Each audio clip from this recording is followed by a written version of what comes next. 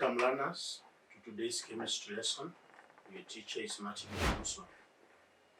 Today we want to go through organic chemistry 1, and it's a continuation of the previous lesson that we had. We had looked at the hydrocarbons and started with alkanes, where we discussed about the naming of alkanes. We discussed about isomerism in alkanes. We discussed about occurrence of alkanes, laboratory preparation, and large-scale preparation. We also looked at the physical properties of the alkanes as we moved down the homologous series. We had also discussed about the uses of the different alkanes obtained through fractional distillation. But one thing I want you also to note here is that even after having obtained these alkanes, they still have so many carbon atoms. We can be able to break down a large alkane molecule into smaller alkanes. And in the process of getting smaller alkanes, we also get what we call alkenes and sometimes hydrogen. That process of breaking down long alkane molecules into smaller ones is called cracking. And cracking can either be thermal cracking or catalytic cracking. In thermal cracking, we heat the alkane to very high temperatures, while in catalytic cracking, it is heated under high temperature in presence of a catalyst like aluminium oxide. And during the process, we get a smaller alkane. And in getting the smaller alkane, sometimes we also get an alkene. That's when you go to the next homologous series, we shall expound more on what cracking results to. Now today, we move on and look at the chemical properties of the alkanes. Now, the first chemical property is called the burning or combustion. Combustion can be divided into two. There's what we call complete combustion and incomplete combustion. During complete combustion, air is in excess. Oxygen is in excess. During incomplete combustion, there is limited air. Now, when an alkane burns in excess air, carbon dioxide and water are formed. And the observation made during the burning process is the flame that will come out is blue and non-sooty.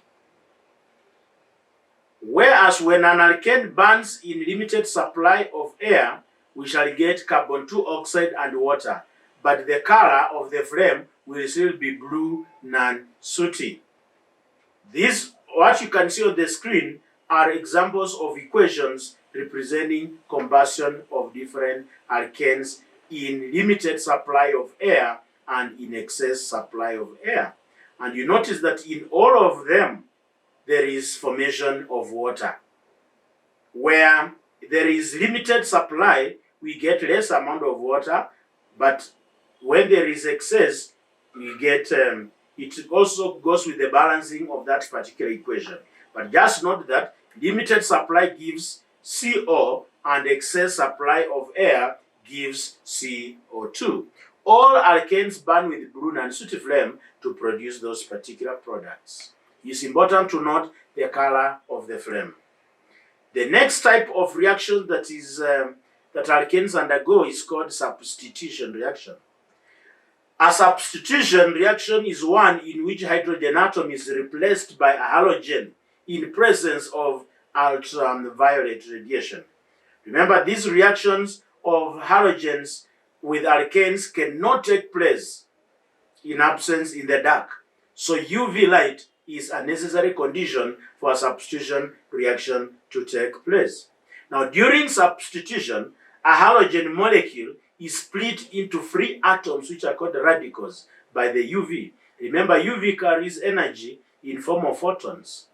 And the energy carried by a photon is given by E is equal to HF, where H stands for Planck's constant, whose arbitrary value is 6.63 times 10 power negative 34 joules second.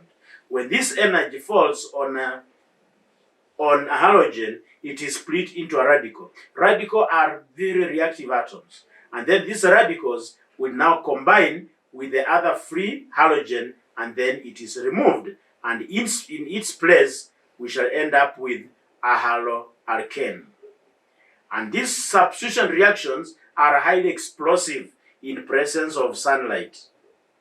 So therefore, we can say sunlight or UV light acts as a catalyst during the reaction.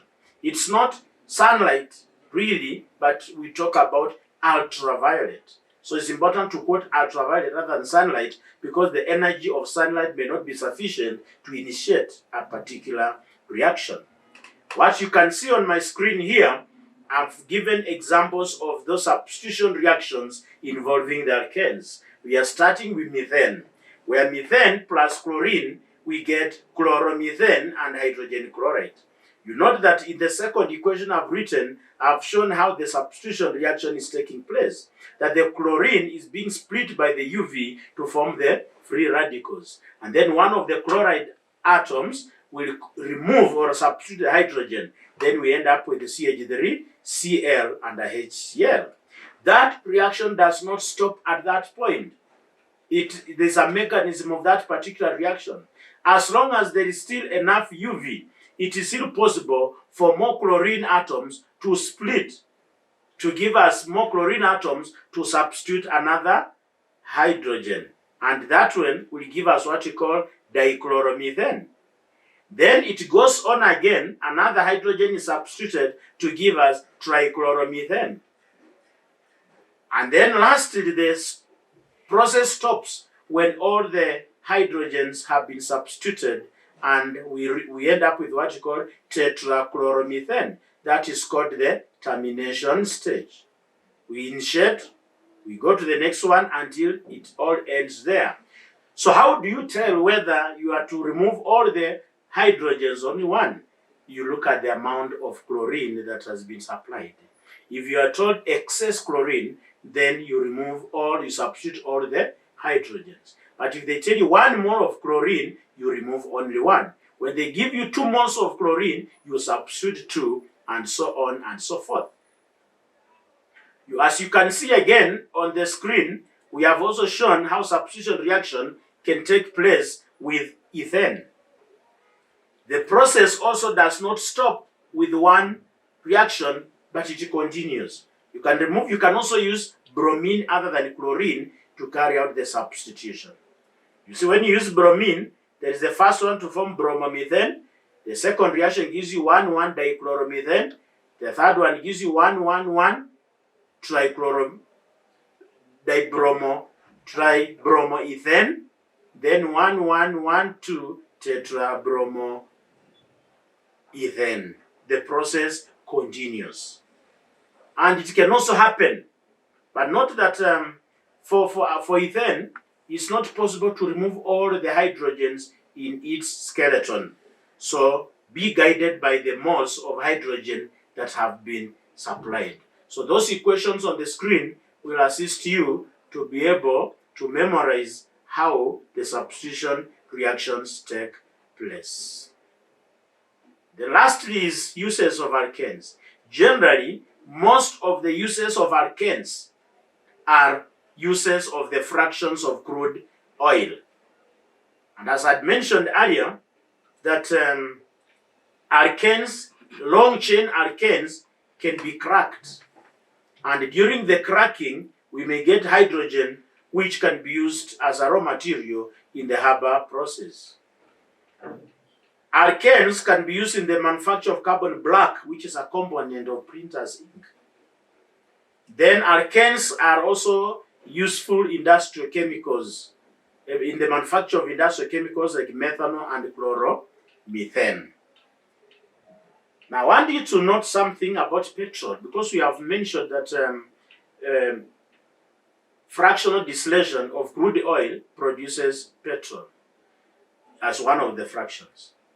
Now, the quality of petrol is measured by its octane rating. Each type of petrol is given an octane number. Octane number refers to the tendency.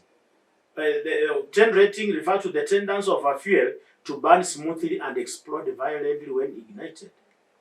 Sometimes the combustion process may lead to formation of some poisonous compounds. This is because there are some additives that are added to the oil to prevent what we call engine knocking. One of them is called tetraethyl lead. The role of that substance is to reduce engine knocking. However, that compound also has adverse effects because when petrol is burning, lead compounds also burn, and they emitted as poisonous lead compounds to the atmosphere. And that explains why nowadays we do not use, or people are not recommended to use leaded fuel. When you go to the petrol station, you notice that somewhere it's written unleaded super. We used to have fuels called premium, we have super, we have regular. There are different types, all because of the octane rating. However, nowadays, there is another isomer of octane that has been used to substitute lead, and is also used to reduce engine knocking. We move on to the next homologous series, which is called the alkenes. Alkenes are hydrocarbons in which carbon atoms are bonded to each other via a triple bond, no, a double bond. As you can see on the screen, the general formula of the alkanes is CnH2n, and each carbon atom is bonded to another carbon atom via a double bond. Therefore, we can say the carbon double bond is the functional group for alkenes. Now, alkenes will also be named in the same way we named the alkanes. If you use the general formula, which is CnH2n, then if the first member cannot be one, because we need two carbons. That means for alkenes, the first member is where carbons are bonded with the double bond, and there must be two of them. So the first member of the alkene family is called ethene, where N is 2. The second member is propene, where N is 3. And so on and so forth. If you look at the screen, you can see the names, the structural formula, and the condensed formula of the first 6 alkenes. Remember, for alkanes, we have looked at the first 10, but now here we're only looking at the first 6. So the first one is ethene, the second one is propene, the third one is butene, the next one is pentene, the sixth one is hexene. We are only substituting ANE with ENE.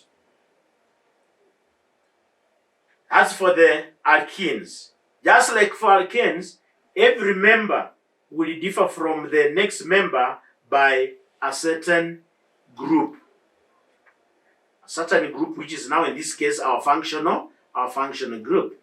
Now, alkenes are known as unsaturated hydrocarbons, where unsaturated means each carbon atom does not contain a maximum number of hydrogens possible.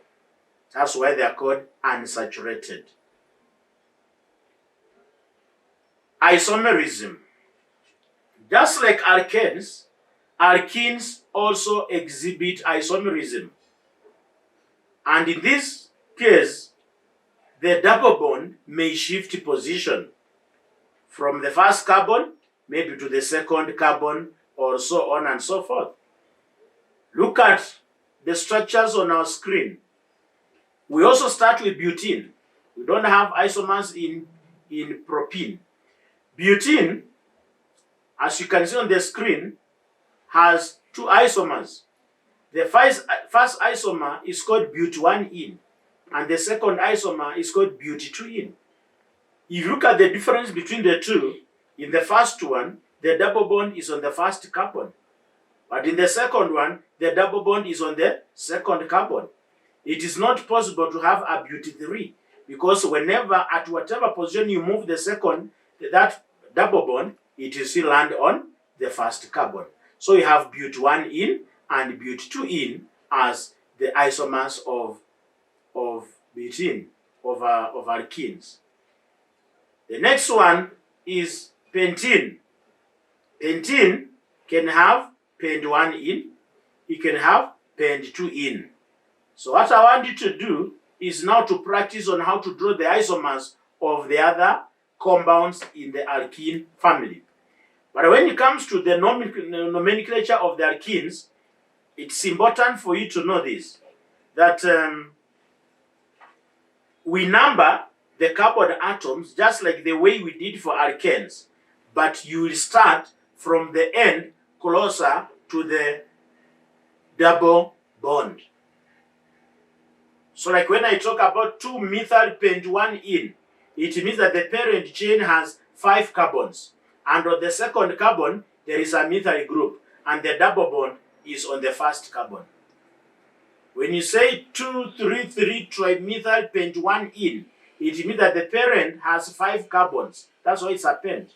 The double bond is on this first carbon, but on the second, the third, and the fourth, each one of them contains a methyl group. So you are numbering from the end that is closer to that particular double bond. The assignment I give you on this one is you extract the information on the screen from question 8 up, from number 8 up to 13, and then you attempt to draw the structural formula of those particular alkenes. Occurrence of alkenes. Where do we get alkenes from? At industrial level, alkenes are obtained from cracking of alkanes. Cracking is the process of breaking long-chain alkanes to smaller or shorter alkanes. And during the process, we get an alkene, and sometimes hydrogen is also produced. This process occurs at a very high temperature. And cracking is a major source of useful hydrogen gas for the manufacture of ammonia, nitric acid, and also hydrogen chloride gas. So the general equation for cracking is long-chain alkane becomes smaller alkane plus alkene plus hydrogen gas. When irradiated with high energy radiation, the propane, for example, can undergo cracking to form methane, ethane, and hydrogen gas. Octane can undergo cracking to produce butane, and hydrogen gas. In the exam, you are normally guided on one of the products so that you use simple mathematics to make sure that the two sides balance in order for you to know which one is the other alkane. And remember, cracking can be carried out in presence of heat or in presence of a catalyst. And one of the uses of cracking is that it is a source of extra gasoline in petroleum industry. Another use of cracking is as a source of alkenes, which are used as starting materials for industries, industrial products. Then we can also use cracking as the main source of hydrogen gas. In the laboratory, how do you prepare alkenes? In the lab, alkenes can be prepared through a process called dehydration of alkanes or alcohols. When you dehydrate an alcohol, the dehydrating agents are either concentrated sulfuric acid, phosphoric acid, or alumina. Those are the 3 dehydrating agents. A typical setup showing cracking of showing the dehydration of alcohol is as shown on the screen. We take the mixture of corn sulfuric acid and ethanol I put in a round bottom flask, and then inside the flask I put a piece of porcelain or sand. Then the thermometer is there to monitor the temperature. Then there is the sodium hydroxide in the wash bottle, and then I get my gas over water. Now, when I do the dehydration using corn sulfuric acid, it comes with a condition that the mixture must be heated to a temperature of about between 160 to 180 degrees Celsius. Concentrated sulfuric acid is a dehydrating agent. Therefore, it removes the elements of water in ethanol for it to become methane. If I want propanol, I'll use if I want propene, I dehydrate propan-1-ol. If I want butene, I dehydrate butanol. And corn sulfuric acid will be put on an arrow because it's simply a dehydrating agent. Then, during the process, as you heat the mixture, remember the ethanol may also decompose to produce carbon dioxide and some traces of SO2 as impurities. And the reason why I pass the mixture through sodium hydroxide is in order to remove those impurities of CO2 and SO2. And then the gas, which is an alkane, is collected via water. We can also carry out the dehydration using aluminium 3 oxide. In this case, aluminium oxide acts as a dehydrating agent and also a catalyst, because it has a high affinity for water molecules, and therefore it dehydrates the alcohol. Heat is also required, but this time if I'm using aluminium oxide, you must heat to temperatures of above 300 degrees Celsius. The same dehydration process can also be carried out using phosphoric acid, and for phosphoric acid, the mixture is heated to temperatures above 180 degrees Celsius. Now, what is the role of broken porcelain in the setup that you can see on the screen? Broken porcelain or sand is put in the flask when it's heating for two reasons. One, to prevent bumping, which may break the flask, and also ensure uniform and smooth boiling of the mixture. And the mixture should be maintained at above 160 degrees Celsius. That explains why we need a thermometer in this setup that you can see on the screen. It's used to monitor the temperature, that it must be kept above 160. Because if you keep the temperature below 160, you will get another compound which is called diethyl ether, which predominantly will be formed instead of ethane. The same experiment can be carried out using alumina, but we simply change the alignment and it looks like what you can see on the screen. Physical properties of the alkenes. Alkenes, just like alkanes, are colorless gases or solids and liquids that are not poisonous and also slightly soluble in water. In fact, the physical properties of alkenes are exactly the same as those ones of alkanes. Their solubility decreases, however, as the carbon chain and molar mass increases, but they are very soluble in organic solvents like tetrachloromethane and methylbenzene. Melting and boiling points also increases as the carbon chain increases. This is because of increase in van der Waals forces. The first 5, the ethene, propene, butene, and pentene are gases at room temperature and pressure. But the others are either solids or liquids, as you can see in the table on your screen there. So what's important for you to notice, why is there a gradual change in the properties as you move down the group, is because of the increase in the van der Waals forces. What are now the chemical properties of the alkenes? The first one is combustion or burning. Alkenes will also burn in excess air to form carbon dioxide, in limited air to form carbon 2 oxide.